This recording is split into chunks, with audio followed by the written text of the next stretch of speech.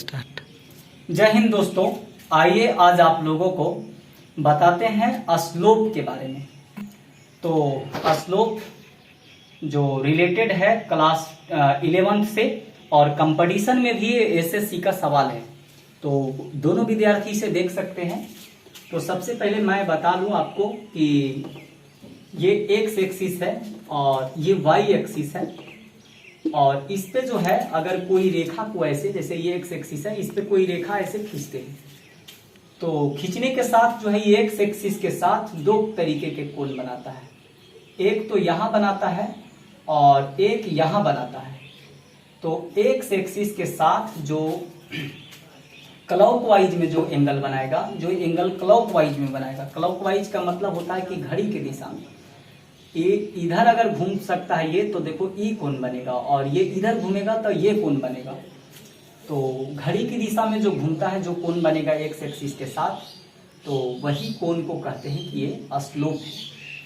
और स्लोप को निकालने का एक फॉर्मूला होता है, और स्लोप को जो हम लोग सूचित करते हैं वो स्लोप को सूचित किया जाता है एम से। तो आपको बता दें कि स्लोप के लिए एक फॉर्मूला है एम बराबर tan थीटा। ठीक है, एम बराबर tan थीटा। और अगर मान लिया जाए कि यहाँ पे कोण अगर 30 डिग्री का बना हुआ है, तो हमसे कोई पूछेगा कि बताइए कि स्लोप कितना होगा, तो मैं बताऊंगा कि जो स्लोप होगा वो tan 30 डिग्री, और tan 30 डिग्री का वैल्यू 1/√3 होता है। तो यही स्लोप हो गया। और स्लोप को अब जो है, अब इससे रिलेटेड अलग अलग प्रकार के सवाल हो सकते हैं, अलग अलग तरीके के सवाल है। तो देखते हैं इससे रिलेटेड अलग सवाल क्या है। सबसे पहले कि स्लोप को जो है कई फॉर्मूला है। एम बराबर हम लिख सकते हैं कि tan थीटा, और इसके साथ स्लोप का एक और फॉर्मूला है dy/dx, और इसका एक और फॉर्मूला है कि y2 - y1 बटा x2 - x1। उसको फ्लैट मोड में कर दो।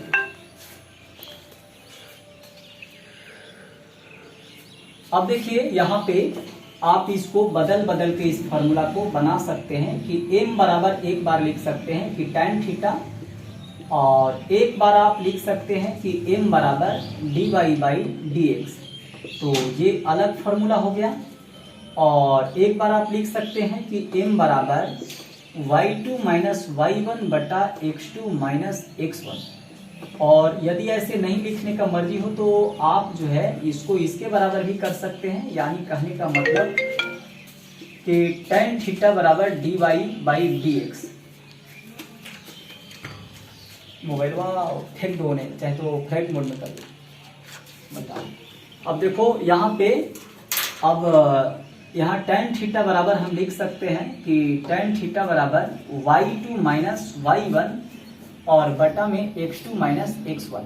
तो इस प्रकार से किसी दो पोर्शन को लेकर के आप बराबर बराबर करके और बहुत सा फॉर्मूला बना सकते हैं, उसका जितना संभावित हो बना सकते हैं। ठीक है, तो चलते हैं। इसका संभावना अगर देखा जाए 1 2 3 4, इसका करीब करीब 4 3 गुने 2 गुने 1 यानी 4 3 12 गुने लगभग 12 फॉर्मूला इससे जो है आपको निकल जाएगा। ठीक है, तो ये सब फॉर्मूला को आप याद रखिएगा, लेकिन और भी बातें अभी आपको बताने वाले हैं, और चलना पड़ेगा फास्ट ही क्योंकि ऑनलाइन वीडियो है। तो आप वीडियो को रोक करके भी देख सकते हैं।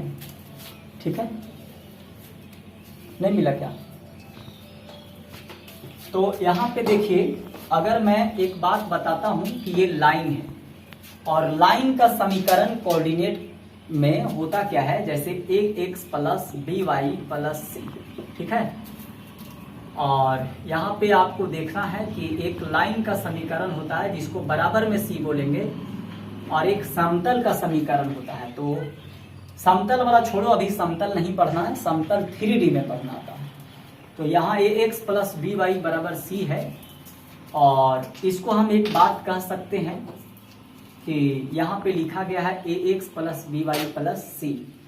तो कोई भी लाइन है, और इस प्रकार से अगर ऐसे कोई लाइन दे रहे, इस प्रकार से देखिए, यहाँ x एक्सिस है और यहाँ y एक्सिस है।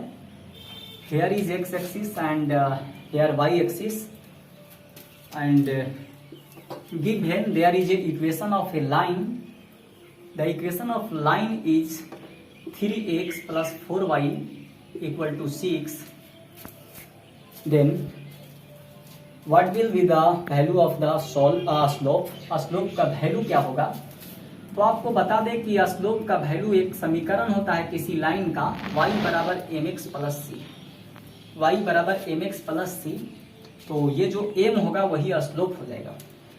इस समीकरण को हम इस समीकरण में ढालने के लिए सबसे पहले इस समीकरण को यहाँ लाएंगे और 3x प्लस 4y बराबर 6 लिखेंगे और y को अकेले रहना है तो यहाँ लिख सकते हैं कि 4y बराबर 6 माइनस 3x और y इक्वल टू लिख सकते हैं कि 6 माइनस 3x और बटा में 4 लिख सकते हैं यहाँ।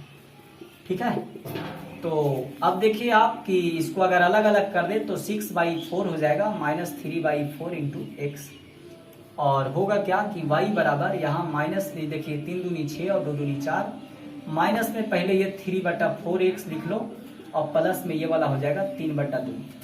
ये वाला देखिए, ये इस पे आप देखिए सजा करके कि ये इस रूप में आ गया है कि नहीं, mx प्लस सी के रूप में। तो आपको पता होना चाहिए कि m का जो वैल्यू आया है -3/4 आया है, यानी कहने का मतलब कि यही m जो है वो आपका ढाल है -3/4।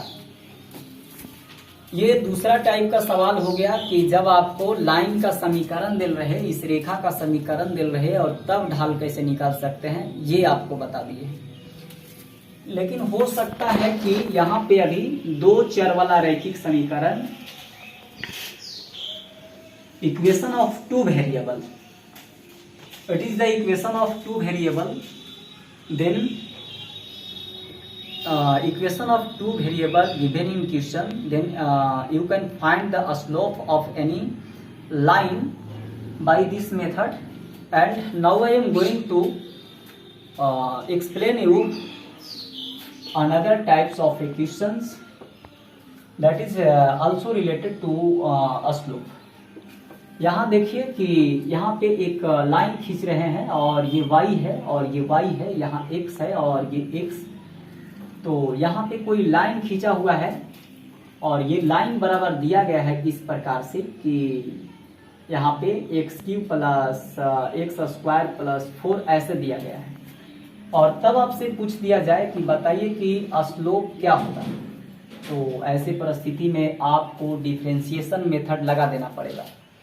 अगर कोई बच्चा डिफरेंशिएशन पढ़े हैं तो अच्छा है और नहीं पढ़े हैं तो मैं उसे बता देता हूँ कि डिफरेंशिएशन का एक सिंपल सा रूल है कि अगर यहाँ पे x पे पावर n है तो n आगे चलाएगा और x पर पावर n में से घट जाएगा।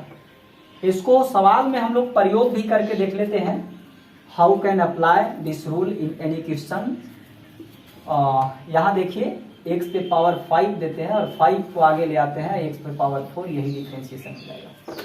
तो चलिए डिफरेंशिएशन आपको पता है कि यहाँ पे जो है ये m बराबर dy/dx भी होता है। तो ऐसा काम कर लेते हैं कि इसका डिफरेंशिएशन ही निकाल लेते हैं और डिफरेंशिएशन निकाल लेंगे तो y बराबर दिया हुआ है x³ प्लस x² और प्लस में 4। तो यहाँ पे dy/dx इक्वल टू 3x² और प्लस में यहाँ देखिए 2 आगे आएगा, 2 और एक पावर कम जाएगा, डिफरेंशिएशन में एक पावर कमता है तो 2x और ये कांस्टेंट नंबर है। dc/dx इक्वल टू 0 होता है क्योंकि कांस्टेंट नंबर का डिफरेंशिएशन 0 होता है। तो यहाँ आप देख लिए हैं और इसी को आप m बोल सकते हैं, ढाल बोल सकते हैं। तो यहाँ आपको एक ढाल नजर आया है और हो सकता है कि ये सवाल ऐसे नहीं दे करके और इसकी कैटेगरी में चेंज कर सकता है। तो चलो भाई वो सवाल भी हम आपको बता देते हैं।